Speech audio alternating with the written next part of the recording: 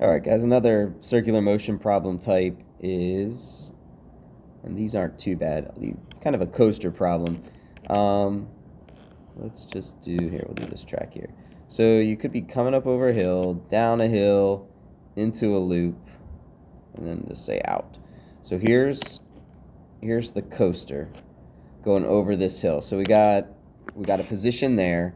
You could also be on the top of the loop, right, going upside down, or you could be coming into, I'll just put you right here, into the bottom of the loop. So those are the real three possibilities that we'll focus on. They're relatively straightforward. Let's just say the radius of these loops, and we'll keep we'll just focus on the coaster. Let's do upside down. The radius, let's just say it's 20 meters. And then we will go from there. Here, what it typically asks for. There's a couple things it could ask for.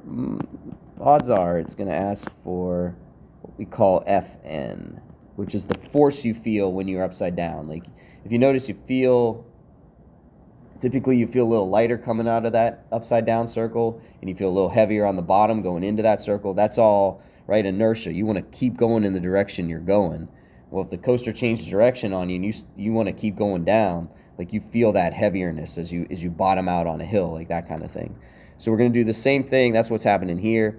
If it wanted to know what's the smallest the track can push on you and have you not fall off, would be 0. But that's the bare minimum. Like, if Fn is 0, you're about to fall off the track.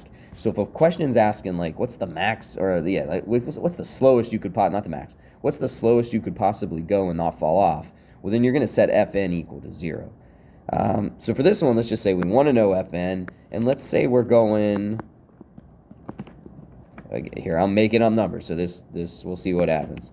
We'll just say 15 meters per second. So we're not going that fast. 15 meters per second, and we're looking for Fn. Well, Fn is force, so we're going to go back to our sigma F equation, but specifically we're going to do it for centripetal motion.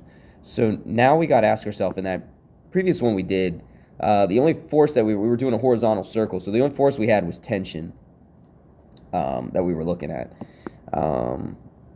At this one, though, we are definitely upside down. So we're going to draw a free body diagram. I shouldn't have drawn my arrow there. Let me erase that arrow. I was just marking the radius. So here's our coaster. The track, this is going to get a little messy.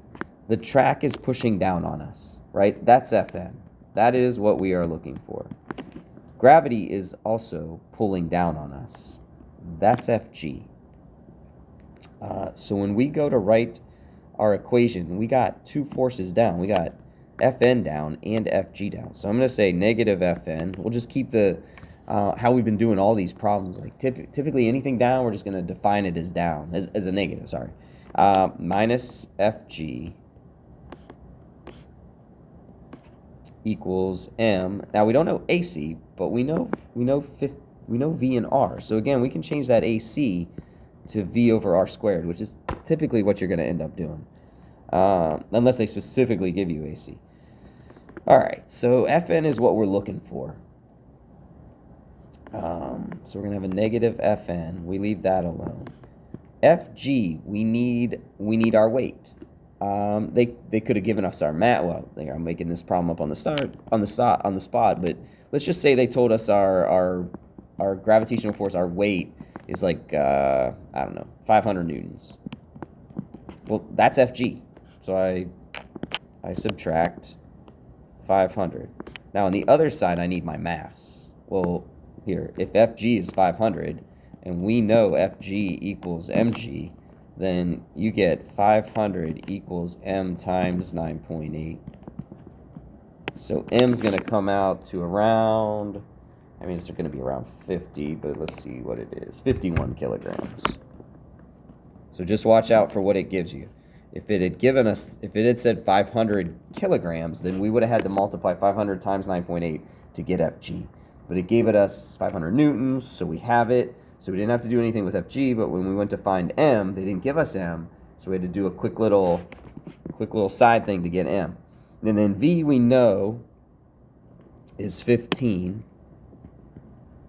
squared over R, which we also know is 20. Now here, there's one more thing we got to talk about. AC always points into the center of the circle. So if the center of the circle's here and I'm up here, my centripetal acceleration is negative. So just the way we're setting this up, we got to watch our signs. So there's another negative for you, but all right. So but now we can solve for Fn. And what we're gonna I'm gonna write out the math. You guys again never have to show me math, but I'm gonna write it out just so you can see what's going on. 15 squared divided by 20 times 51, right? 15 squared divided by 20 times 51. So I'm gonna end up with again, this math that I'm writing out, you don't ever have to show me. Minus 500 equals a negative 573. Technically here, it's 0.75. It's gonna round it up to 574.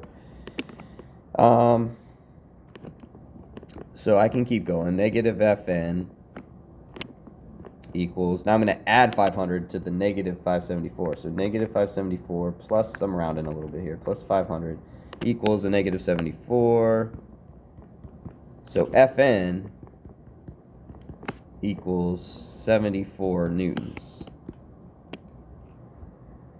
So at the top of that coaster, instead of feeling 500 newtons, here, let's do a little conversion real quick, times 0.225, instead of feeling 110 pounds, I'm going to only feel 74 newtons, which is 16 pounds. So I don't know if you can remember last time you were on a coaster, but I mean, you leave that seat, right, for a split second. Maybe not completely, but in this case, about 16 pounds, 74 newtons. If this had come out, if Fn had been negative, if Fn had came out as a negative 74, now just watch, we did a negative Fn equals a negative 74. If it had come out as, what I boxed in had come out negative, you left the track. You fell off. That would not be a ride you want to ride. All right, guys.